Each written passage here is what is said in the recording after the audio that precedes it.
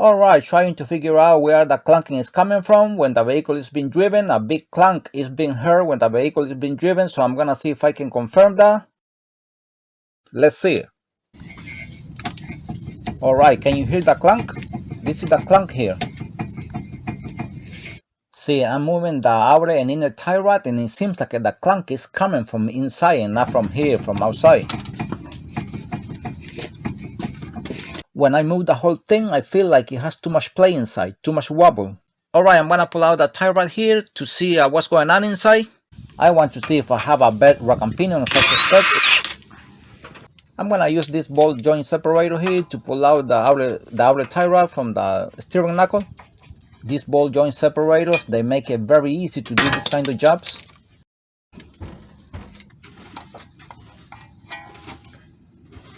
Long flathead screwdriver here for the clamp inside that is holding the boot inside.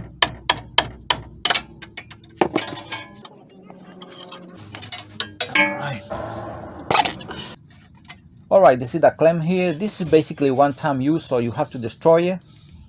So that's the way it is. Alright, I'm gonna be using one of these adapters here. You can use different tools for this, adjustable wrench or anything. Always pull out the steering wheel to your side too, so it's easy for you to do this.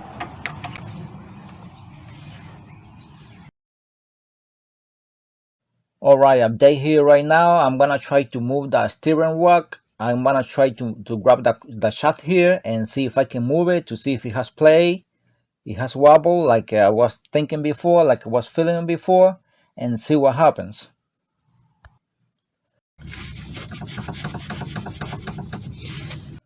Alright, I'm gonna get the camera a little bit closer, maybe it's a little bit better.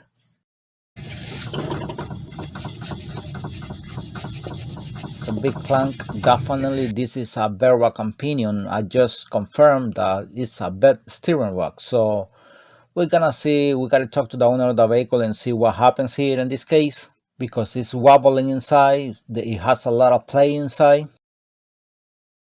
I'm gonna try to move it one more time just to be sure, but I can feel the play already.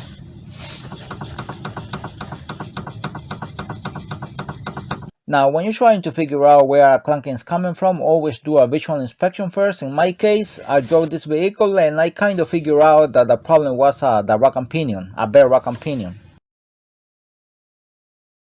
Now always inspect the inner tie rod if it has play, if it has wobble. In this case, this one is very good. Nothing is happening with this one. This is not a problem. So after confirming that the steering rack is the problem here.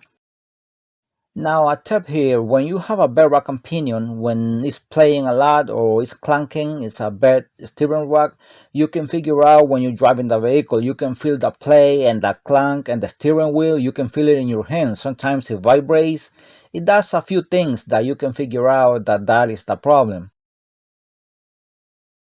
Because if any part of the suspension is clanking, you will feel that completely out of the steering wheel out of the steering wheel when you hold on the steering wheel. But if it's a bad steering wheel, you will feel exactly on the steering wheel on your hands once you drive it. In so many cases, you will get traction control lights, a bunch of lights like that. In some cases, not always. So always, so these are the symptoms of a bad steering wheel. Sometimes the vehicle wanders from one side to another without you moving the steering wheel. You also might hear some grinding noises sometimes, and sometimes they might leak. There are a few symptoms for a bad steering wheel. In so many cases, you most likely gonna see uneven tire wear. The tires wear out unevenly, and that most likely is going to be because of the defective steering wheel. Now, in some cases, the problem is the steering column. So always inspect the steering column because it can give you a very similar symptom of a bad steering wheel. So this was how to diagnose a bad steering wheel or a defective steering wheel, rack and pinion. Thanks for watching this video, and God bless you all.